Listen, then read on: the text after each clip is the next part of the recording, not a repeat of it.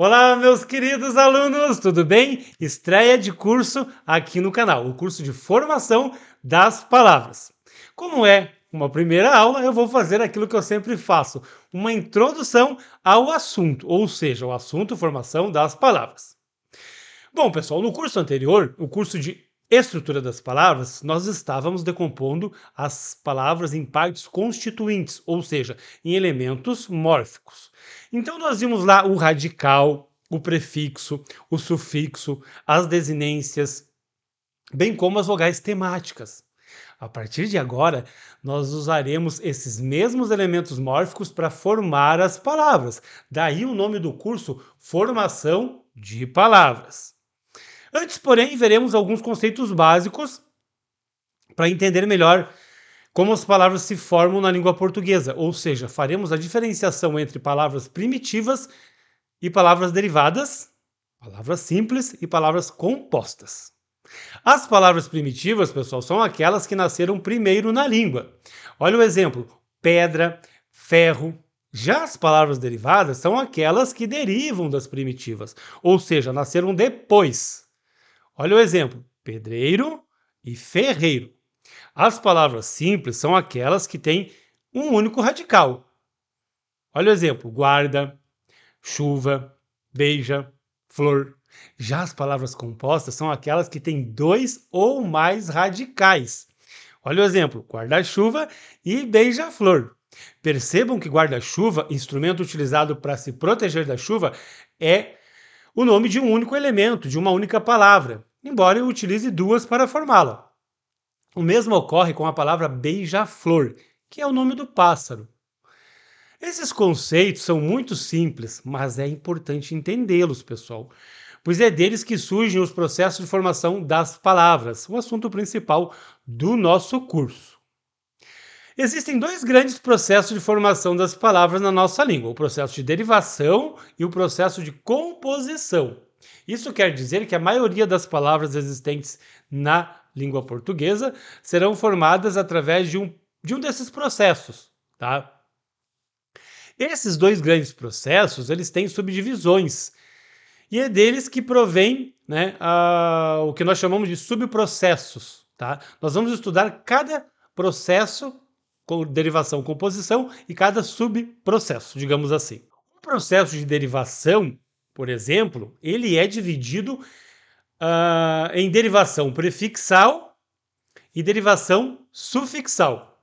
Nós temos ainda a derivação prefixal e sufixal, a derivação parasintética, a derivação regressiva e a derivação imprópria, tá? São todos processos de derivação.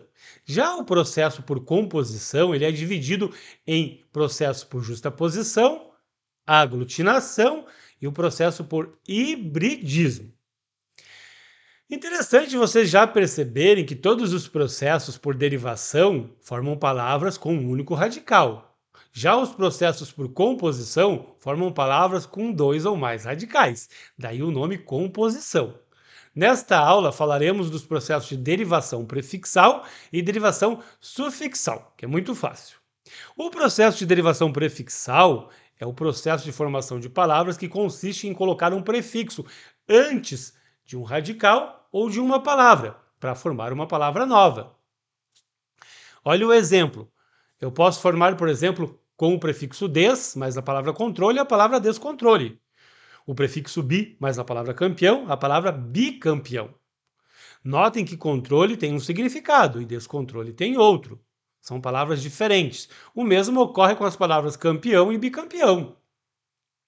O que eu quero dizer aqui, pessoal, é que colocando um prefixo na frente da palavra, nós mudamos o seu significado, ou seja, formamos uma palavra nova e pelo processo de formação por derivação prefixal. O aluno geralmente não tem dificuldade com esse processo de formação das palavras. O grande problema aqui talvez seja o aluno reconhecer os prefixos e os seus significados. Essa é a parte mais difícil. Por isso eu coloco aqui uma lista para que vocês vejam pelo menos alguns deles. Eu vou ler os primeiros, vocês pausam o vídeo e leem os outros, tá? O des, por exemplo, tem ideia de oposição. Olha o exemplo: desorientado. O de passa a ideia de duplicidade. Exemplo, ditongo. O re passa a ideia de repetição, ó, refazer. E o si passa a ideia de companhia. Olha o exemplo, sincronia.